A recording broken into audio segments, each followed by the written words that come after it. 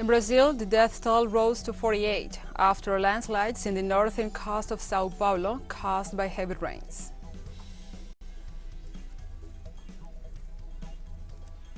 Russian State Duma unanimously passed a law suspending the country's participation in the new Strategic Arms Reduction Treaty. And also in Palestine, at least 9 were killed in the city of Nablus after a new incursion of Israeli troops in the West Bank.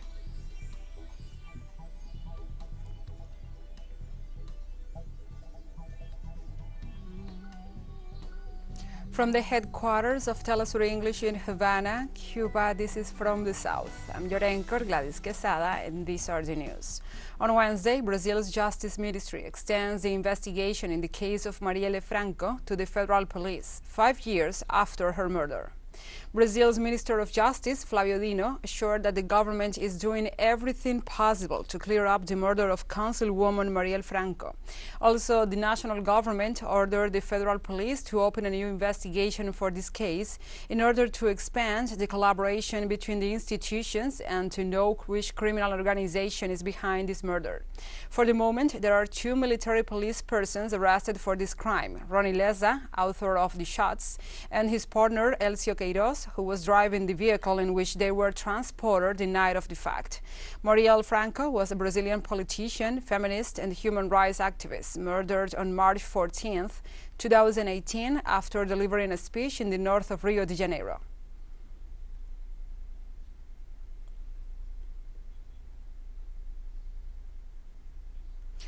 The Peruvian Public Prosecutors Office announced that the U.S. State Department has granted the extradition of former President Alejandro Delgado for crimes of collusion and money laundering. The Public Prosecutor's Office said that the case was brought to the attention of the U.S. Department, which officially granted the extradition of the former president for his participation in the so-called Lava Jato case. The Office of International Judicial Cooperation and Extraditions of the Public Prosecutor's Office has made the necessary arrangements with national and international authorities for the execution of the extradition warrant. Peru had originally made the extradition request in 2019 and had asked for a 35-year prison sentence for the former president in line with the Lava Jato case.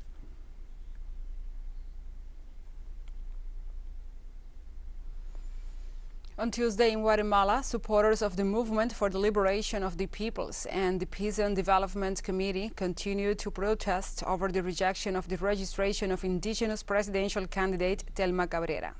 Demonstrators called on Tuesday for the immediate registration of the presidential formula of Thelma Cabrera and Jordan Rodas, blocking several highways in Guatemala. In this way, they denounced that a corruption pact is limiting the registration after the electoral authorities rejected their participation in the upcoming elections. The 2023 general elections will be held in Guatemala on Sunday, June 25, 2023, to elect the President of the Republic and the Vice President, 160 deputies to Congress, 340 municipal corporations, and 20 deputies to the Central American Parliament.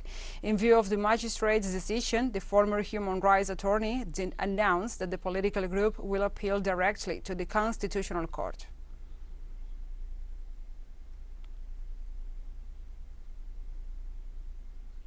Argentina's President Alberto Fernandez visited on Wednesday the Morambio base in Antarctica.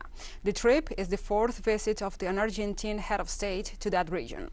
In this sense, Foreign Minister Santiago Cafiero stated the president's visit to the Argentine Antarctic highlighted the country's pioneering character in the Antarctic continent. Cafiero also said that the trip showed the government's willingness to reaffirm its objective of becoming the Antarctic vanguard. Apart from Foreign Minister Cafiero, joining President Alberto Fernandez's trip were Defense Minister Jorge Tayana, Malvinas, Antarctica, and South Atlantic Secretary Guillermo Carmona, among others.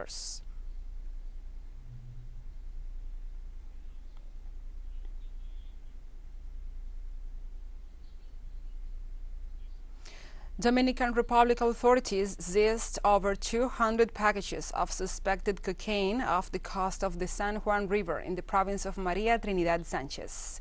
The National Directorate for Drug Control reaffirmed or confirmed the operation was carried out in a joint effort with the Navy and members of the Public Prosecutors Office as part of the country's fight against drug trafficking. The agency further explained the raid took place by sea and land to capture several individuals who attempted to carry out a drug transaction with a cargo that was hidden in a reef cave. During the operation, officials also seized a pistol, a light bulb with a built-in camera, a pickup truck, a motorbike, and a 16-foot boat used to transport drugs.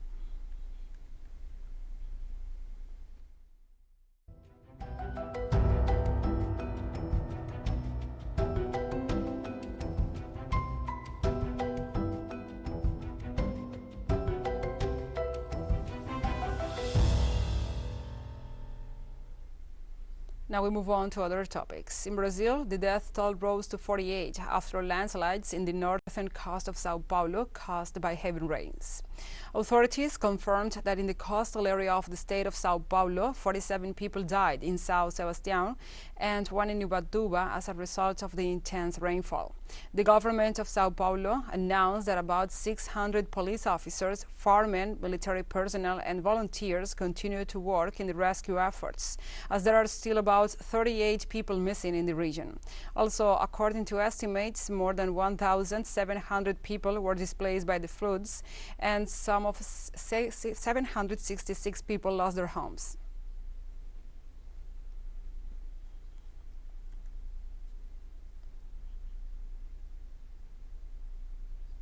The Directorate General for Civil Protection and Emergencies in the Russian province of Sakhalin confirmed on Wednesday that the Diabeko volcano released an ash cloud over 4,000 meters high. The plumes of smoke expelled by the volcano spread over 5 kilometers eastwards. Meanwhile, authorities confirmed there was no smell of hydrogen sulfide and no danger to the population. Diabeko is a highly active Soma volcano located on the northern end of Paramushkir Island, Kuril Islands, with a height of more than 1,000 meters. It last erupted in 2012, followed by a quiet period until October 2016. Since then, it has been frequently spewing ash.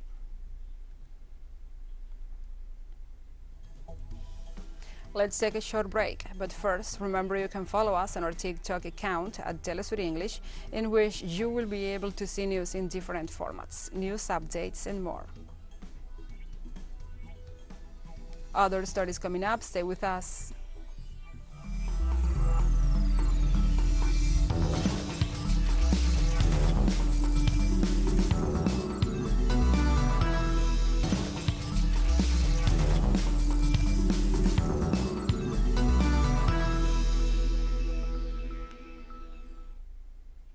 Welcome back to From the South.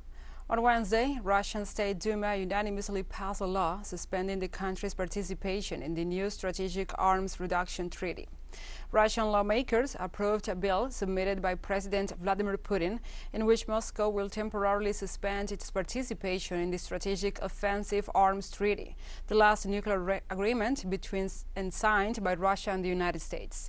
In an explanatory note attached to the bill, the lawmakers say that the agreement, which was meant to cut in half the number of nuclear weapons deployed around the world, was supposed to allow both parties to carry out inspections in order to ensure compliance.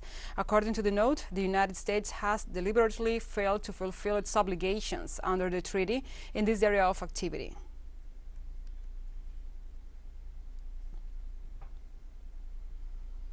The United Nations Security Council met on Tuesday at the request of Russia to discuss the recent investigations that point to the United States as the alleged perpetrator of the acts of sabotage against the Nord Stream gas pipelines on September 26, 2022.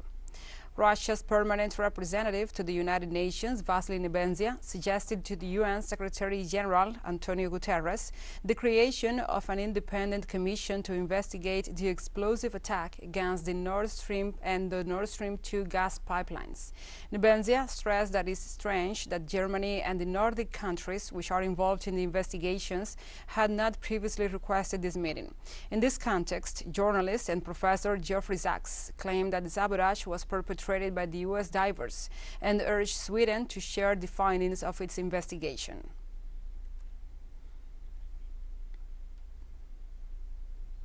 In Russia, the death toll after a fire on a building in the central Moscow on Tuesday night has risen to 7.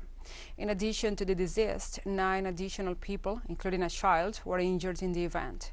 The emergency services reported that the fire occurred in Medzuna Rodanyana Street in downtown Moscow.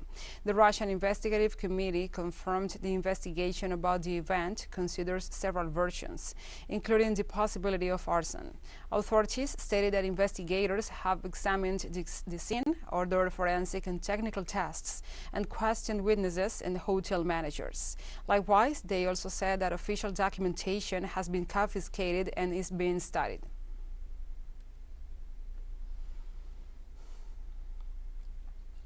Russian President Vladimir Putin met on Wednesday with Wang Yi, the head of the Office of the Central Foreign Affairs Commission of the Central Committee of the Communist Party of China. The Russian leader stressed that the Russian-Chinese relations are developing as planned in previous years and reached new milestones, assuring that this relationship is of great importance for stabilizing the international situation. The Russian leader also expressed that Moscow is expecting the visit of China's President Xi Jinping, which, according to Putin, will give an additional impetus to the reciprocative development of their nations, as he declared. Wang Yi reiterated that Beijing remains committed to strengthening its ties with Moscow, regardless of how the international situation changes, emphasizing that China remains committed to employing efforts together with Russia to maintain positive trends in relations between the Western powers, as he said.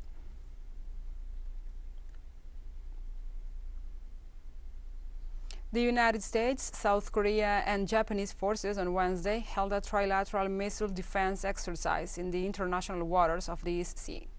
In a statement, the South Korean military stated the joint missile defense exercise was held in the Uliun Island. This was for the second time in the last 5 months that the 3 countries held trilateral missile defense drills. In this context, the U.S. and the South Korean military also held a combined tabletop exercise at the Pentagon to discuss the scenario of nuclear use by North Korea. The drill came after North Korea fired a long-range ballistic missile on Saturday and 2 short-range ballistic missiles on Monday.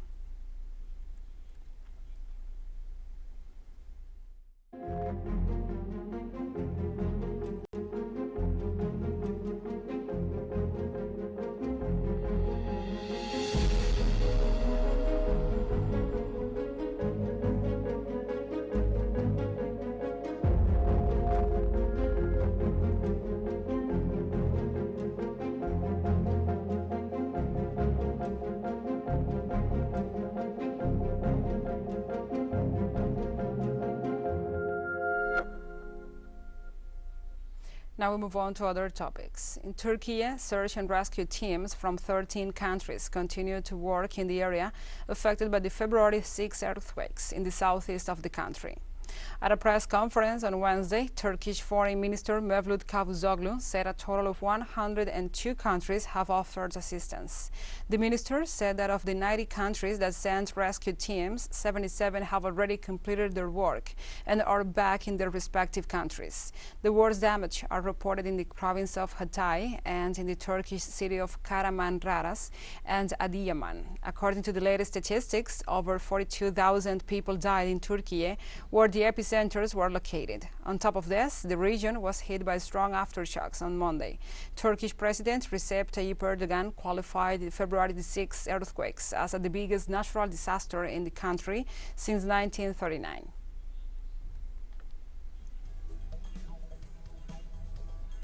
And we have more news coming up after a final short break, so stay with us.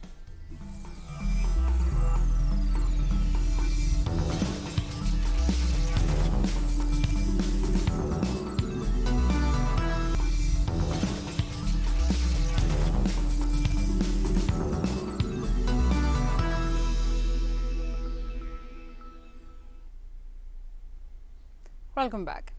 In Palestine, at least 9 were killed in the city of Nablus after a new incursion of Israeli troops in the West Bank. According to local sources, about 80 Palestinians were also reported wounded by the brutal assault in some Nablus neighborhoods in the occupied West Bank. The wounded are receiving medical attention at the city's hospital.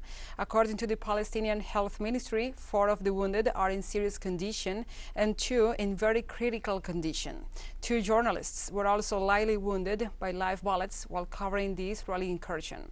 The Red Crescent in Nablus said that most of the fatalities resulted from the Israeli army hindering the ambulances from reaching and evacuating the wounded in the old city.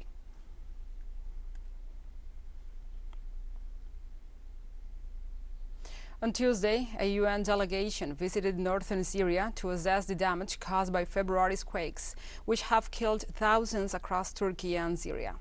Even before the earthquake wreaked havoc on both sides of the border, the Syrian rebel-held enclave of 4.6 million people was plagued by extreme misery, with many living in displacement camps and relying on humanitarian aid to survive.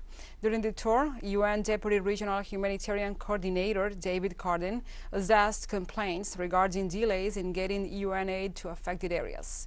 Cardin said that last week, the UN and President Al-Assad reached a deal to open 2 additional crossings.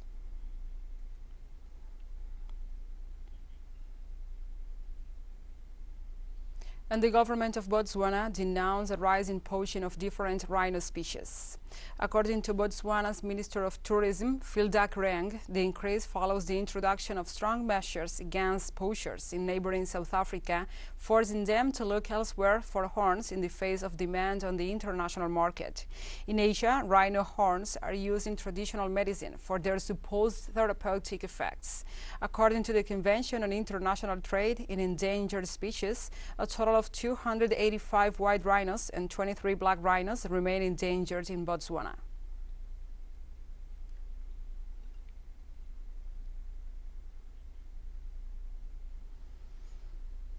In Somalia, security forces ended a more than 7-hour siege by Al-Shabaab militants on a residential building in East Mogadishu on Tuesday. Government authorities said the militants killed 10 people and injured 7, including 4 security personnel involved in the operation to end the siege. The attack began with a car bomb blast, followed by a gunfight that went on for hours at a house in Mogadishu, where several lawmakers were believed to be staying. The event was claimed by Al-Shabaab, an extremist group linked to Al-Qaeda.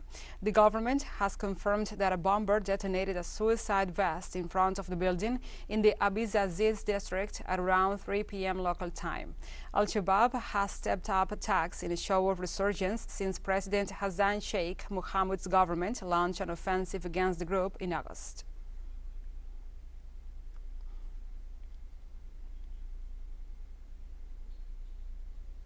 South Africa commemorated the Armed Forces Day as the joint naval exercises with Russia and China continued in the Indian Ocean. In an event held at Richards Bay, South African President Cyril Ramaphosa hailed the men and women in uniform for their contribution to the social and economic development of the country. During his speech, President Ramaphosa, who is also the Commander-in-Chief of the South African National Defence Force, urged the soldiers to do much more than defend the sovereignty, constitutional democracy and order of the nation. The event took place in the framework of the joint naval drills between Russia, South Africa and China, known as MOSI II.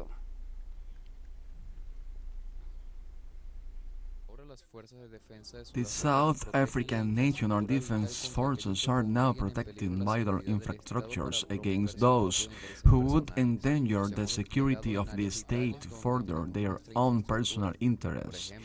We have deployed them in vital areas where we have our infrastructure, for example, in Eskom and elsewhere, ward systems and so on.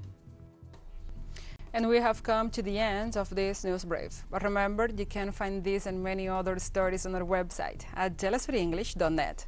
And also, if you feel so inclined, please join us on social media for all the latest news. We are on Facebook, Twitter, Instagram, Telegram, and TikTok. For TeleSUR English, I'm your anchor, Gladys Quesada. Thank you for watching.